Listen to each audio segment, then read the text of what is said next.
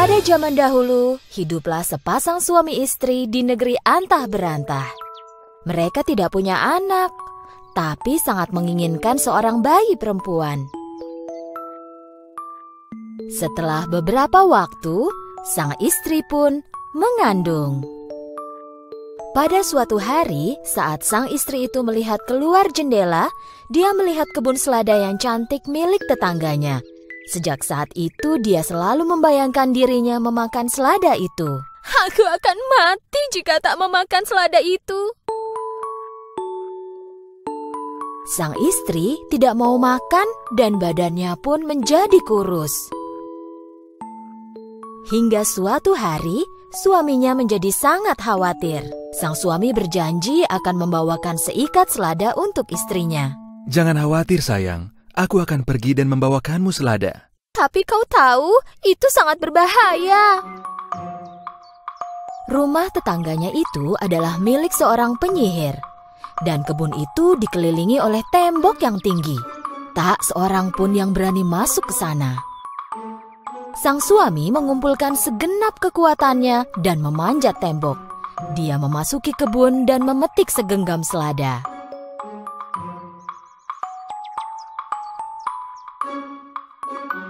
Istrinya memakan selada itu dengan sangat senang dan merasa agak lebih sehat. Tapi sayangnya, segenggam selada tidak cukup untuknya. Besoknya, sang suami pun pergi lagi ke kebun itu. Tapi kali ini, penyihir sudah menunggunya. Beraninya kau masuk ke kebunku dan mencuri seladaku. Istriku sedang hamil dan ingin sekali makan selada dari kebunmu. Kau kan bisa meminta izinku dulu. Kami semua sangat takut padamu. Kupikir kau tak akan mengizinkanku. Maafkan aku. Memaafkanmu? Kau akan dihukum. Jika istriku tak bisa makan selada, dia akan sakit dan tak akan bisa melahirkan. Tolonglah.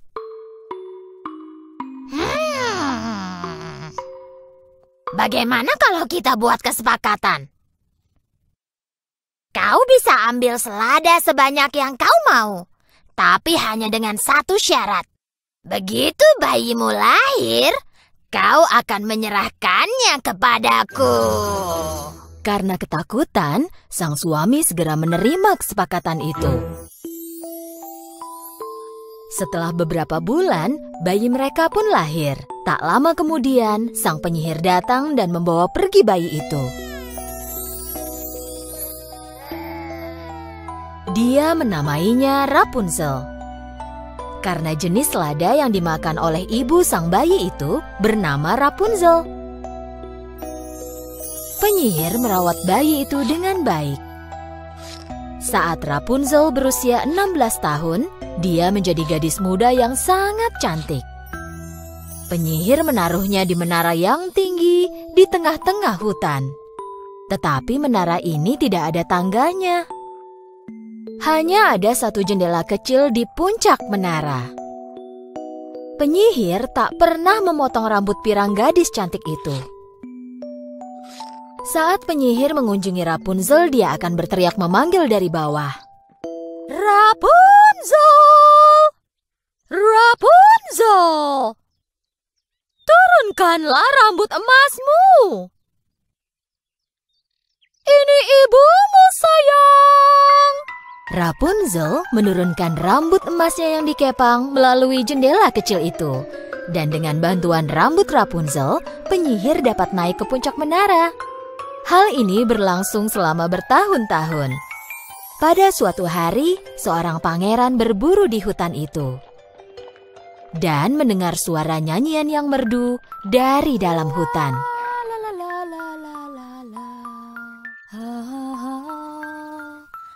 Suara yang sangat merdu. Pikir pangeran, lalu mengendarai kudanya mencari suara yang indah itu. Ketika dia tiba di menara tempat Rapunzel tinggal, dia melihat ke kiri, lalu ke kanan, tapi tak melihat ada tangga atau apapun untuk bisa naik ke puncak menara.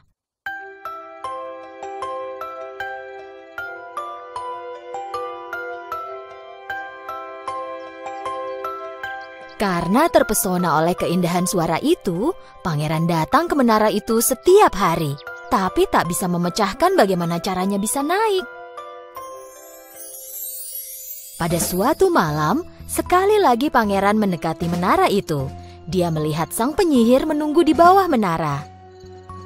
Rapunzel! Rapunzel!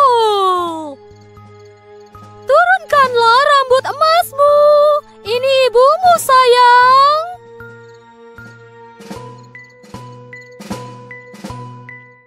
Rapunzel menurunkan rambut emasnya yang dikepang melalui jendela kecil itu.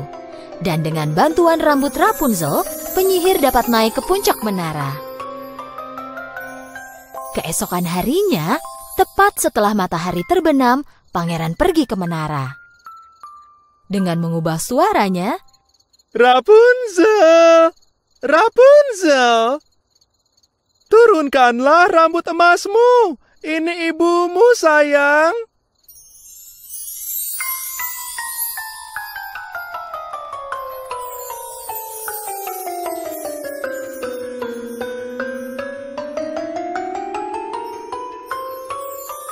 Karena pertama kali dalam hidupnya melihat orang selain ibunya, Rapunzel sedikit takut. Kau bukan ibuku, kenapa kau datang kemari? Kau tak perlu takut. Aku mendengar nyanyianmu dan jatuh cinta dengan suaramu. Aku hanya ingin melihat siapa pemilik suara itu. Rapunzel menyukai ucapan sang pangeran dan rasa takutnya pun hilang. Untuk sesaat, semuanya berjalan lancar dan penyihir tidak menyadari apapun. Akhirnya pada suatu hari, pangeran melamar Rapunzel. Apa kau mau menikah denganku? Rapunzel menerima lamaran pangeran tampan itu dengan sangat senang.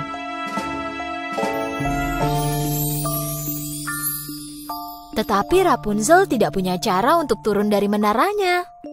Tiba-tiba, dia punya ide cemerlang. Pangeran mulai membawakan sepotong kain setiap kali dia datang ke menara. Rapunzel mengikatkan potongan kain itu sehingga menjadi tali. Tapi pada suatu hari, Rapunzel membuat kesalahan besar dan tak sengaja mengucapkan, "Ibu, pangeran memanjat rambutku lebih cepat daripada ibu." "Pangeran mana?" Pangeran mana?" Saat itulah penyihir menyadari bahwa ada yang mencurigakan dan mulai membentak Rapunzel. "Kenapa kau tega mengkhianatiku? Aku hanya berusaha melindungimu dari kejahatan dunia ini." Karena tak bisa menahan murkanya, penyihir tiba-tiba memotong rambut emas Rapunzel yang indah.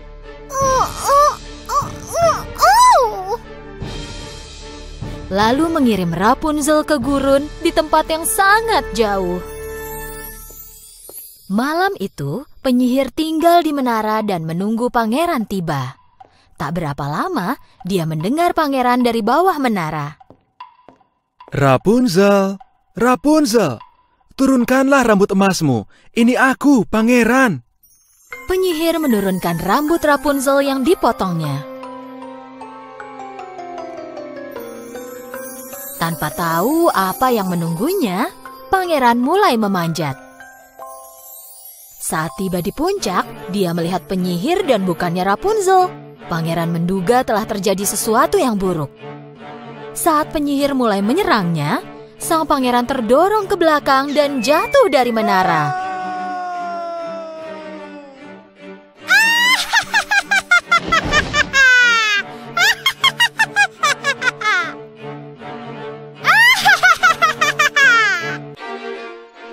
Berkat semak-semak yang ada di bawah menara, pangeran tetap hidup. Tapi karena duri menusuk matanya, dia tak bisa melihat lagi. Pangeran yang buta itu terus berjalan mengitari hutan, mencari Rapunzel sambil menangis. Dia makan tanaman dan buah yang tumbuh liar yang ada di hutan. Dia berjalan sangat jauh, sehingga akhirnya tiba di gurun tempat Rapunzel tinggal. Dan tiba-tiba terjadi sesuatu yang tak terduga. Pangeran mendengar suara nyanyian yang merdu. Dia langsung mengenali pemilik suara itu. Ini suaranya Rapunzel. Dia mulai berjalan ke arah suara indah itu. Dia berjalan sambil berteriak, Rapunzel! Rapunzel! Rapunzel! Rapunzel juga mengenali suara pangeran. Pangeranku! Rapunzel berlari ke arah pangeran. Pangeranku! Akhirnya mereka pun bertemu. Setelah melihat pangeran, Rapunzel memeluk pangerannya dan menangis bahagia. Air mata Rapunzel membasahi mata pangeran. Dan tiba-tiba terjadi mukjizat. Dan mata pangeran terbuka. Dia bisa melihat lagi. Melihat hal ini, Rapunzel senang sekali.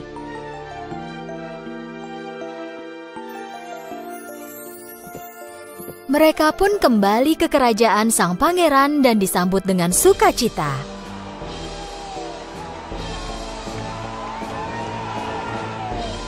Dan mereka hidup bahagia selamanya.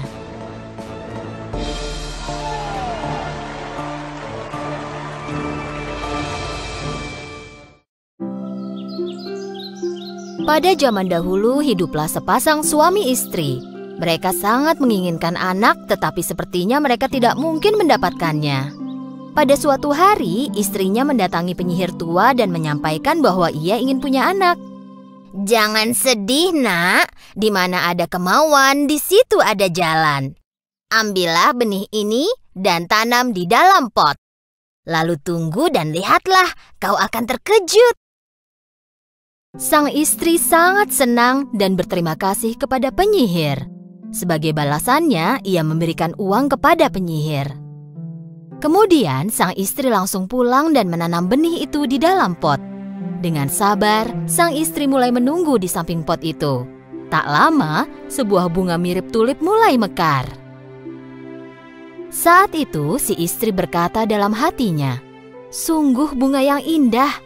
Dengan daun bunga yang masih kuncup, ia memegang dan mencium bunga itu. Tak lama kemudian, daun bunganya mulai terbuka.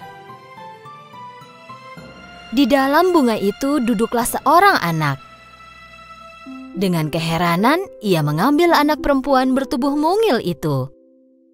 "Badanmu kecil sekali. Kau akan kuberi nama Tambelina." Ia membuatkan tempat tidur dari cangkang kenari untuk Tambelina, kasurnya dari daun violet, dan selimutnya dari kelopak mawar. Tambelina cepat beradaptasi dengan kehidupan barunya. Pada malam hari, ia tidur di tempat tidur yang dibuat khusus untuknya. Dan pada siang hari, ia bermain di atas meja dan bernyanyi. Pada satu malam saat Tambelina tidur, seekor katak yang jelek muncul dari jendela. Dia melihat gadis kecil yang tidur di dalam cangkang kenari. Rabbit, oh ya ampun, kau mungil dan cantik sekali. Kau akan jadi teman yang pantas untuk putraku. Secepat kilat, sang katak mengambil cangkang kenari itu dan melompat keluar jendela. Di dekat rumah itu ada sebuah rawa. Rumah tempat katak jelek dan putranya tinggal ada di rawa itu. Putra katak jelek itu sama jeleknya dengan ayahnya. Ketika dia melihat gadis mungil yang dibawa ayahnya, dia berteriak parau dengan keras. Rabbit, Rabbit. Berhenti bersuara, kau akan membangunkan gadis itu. Jika ia bangun, ia akan lari ketakutan. Rabbit. Ayah dan anak katak memutuskan untuk membuatkan tempat tinggal bagi gadis kecil itu.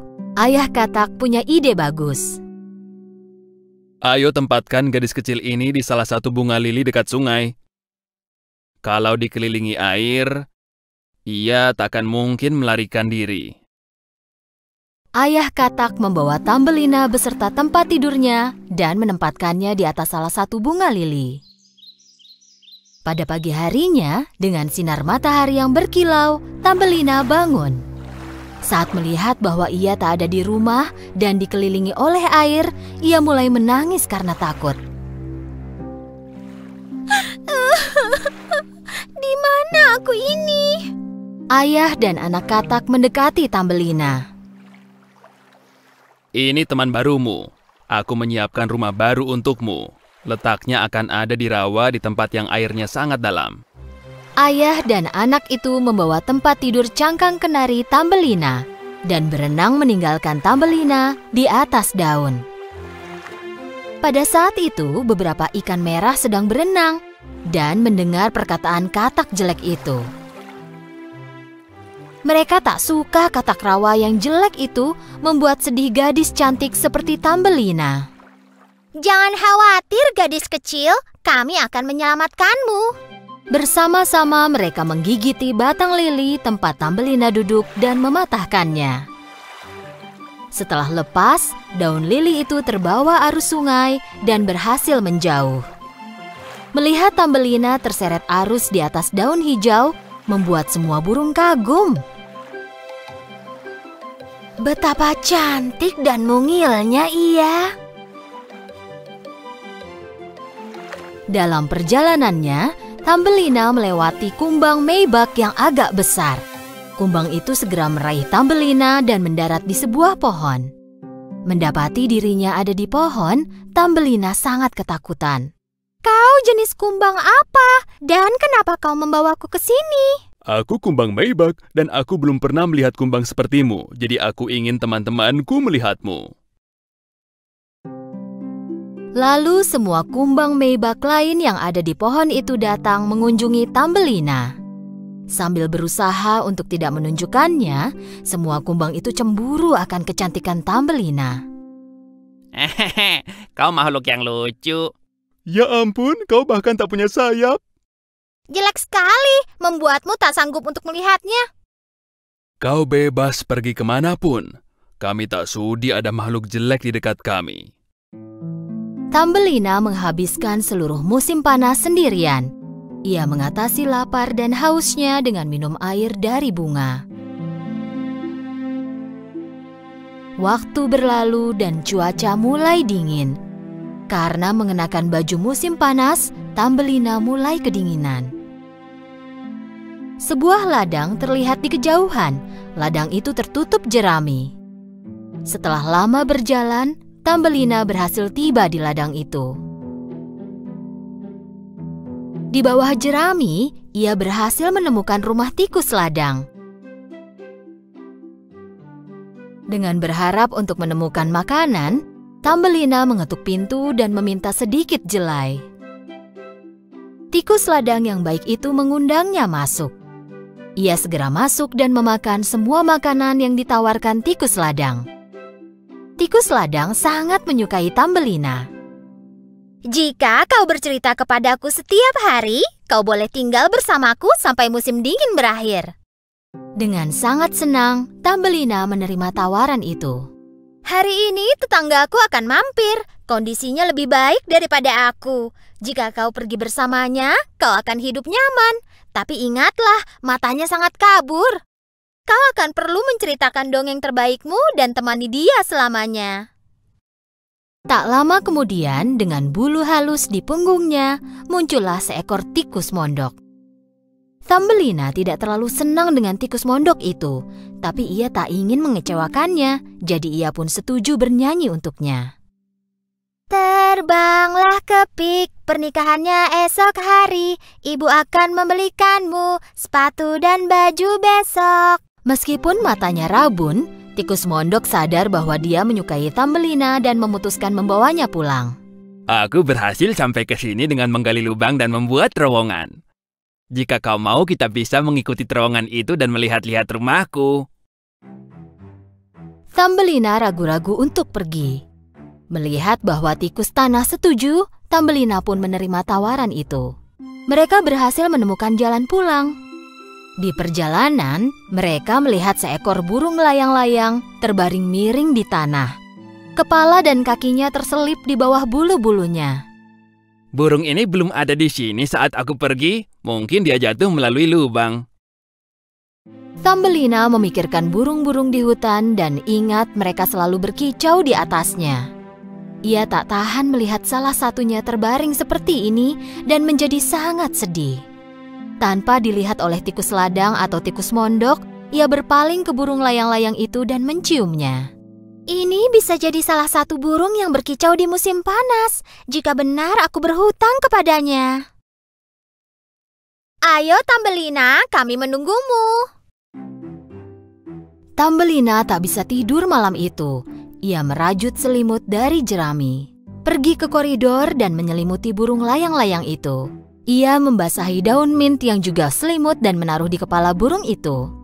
Cepatlah sembuh burung kecil. Besoknya Thumbelina pergi melihat burung layang-layang itu dan melihat matanya terbuka. Aku tak tahu cara membalas kebaikanmu. Kau merawatku dengan baik. Sekarang aku akan segera pulih. Setelah aku pulih total, aku akan bisa pergi menjumpai teman-temanku di negara yang lebih hangat.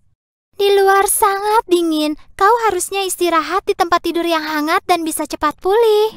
Setelah Thumbelina selesai memberi saran, ia membawakan air di kelopak bunga dan membantu burung itu minum. Kemudian mendengarkan kisah patahnya sayap burung itu karena menabrak semak-semak. Burung yang terluka itu tidak secepat teman-temannya. Dia kelelahan dan terjatuh. Akhirnya musim semi tiba dan matahari mulai menghangatkan tanah lagi. Burung tahu kini waktunya mengucapkan selamat tinggal kepada Thumbelina. Maukah kau ikut ke hutan bersamaku?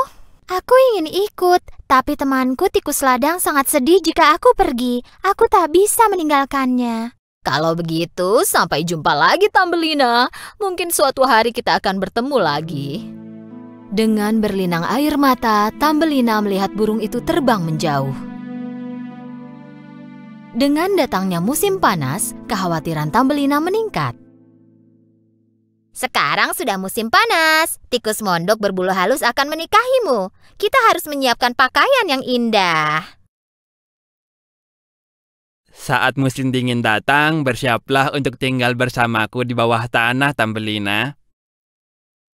Sebelum Thumbelina memulai hidupnya di bawah tanah yang dingin dan gelap, ia pergi keluar untuk terakhir kalinya melihat matahari. Tepat saat ia mau masuk lagi, di atas kepalanya ia mendengar suara burung. Saat melihat ke atas, ia melihat burung layang-layang kesayangannya. Thumbelina memberitahu burung itu bahwa ia dipaksa menikahi tikus mondok dan harus hidup di bawah tanah yang tidak ada sinar matahari. Musim dingin akan tiba. Kami bersiap pergi ke negara yang lebih hangat. Ikutlah bersama kami. Kau pernah menyelamatkan aku. Aku ingin membalas kebaikanmu. Kali ini Thumbelina menerima tawaran burung itu. Lalu pergilah Thumbelina bersama burung layang-layang terbang melewati hutan, lautan, dan pegunungan yang ditutupi salju. Kedua teman itu akhirnya tiba di negara yang lebih hangat. Tempatnya luar biasa. Matahari terlihat lebih cerah dan langit berkilauan. Ini rumahku. Silakan ambil sendiri bunga yang terbaik. Ini indah. Burung layang-layang menaruh Thumbelina di sebuah bunga yang indah. Thumbelina sangat bahagia dikelilingi keindahan ini. Sambil duduk di dalam bunganya dan melihat sekeliling, ia terkejut. Di dalam bunga itu duduk juga seorang pria mungil yang berkilau seperti kaca. Pria mungil ini adalah peri bunga ini. Setiap bunga punya perinya sendiri. Ia setinggi jari. Ia punya sayap berkilau di bahu dan mahkota emas di kepala. Ini pertama kalinya peri tampan itu melihat gadis cantik yang seukuran dengannya.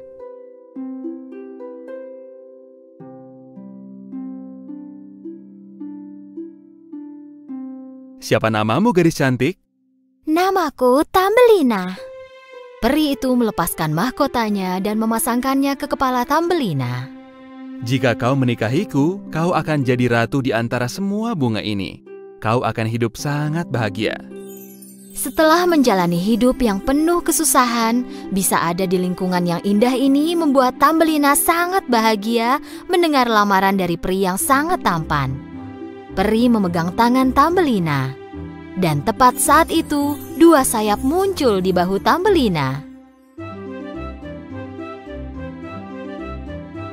Tambelina kini menjadi ratu peri. Mereka pun hidup bahagia selamanya.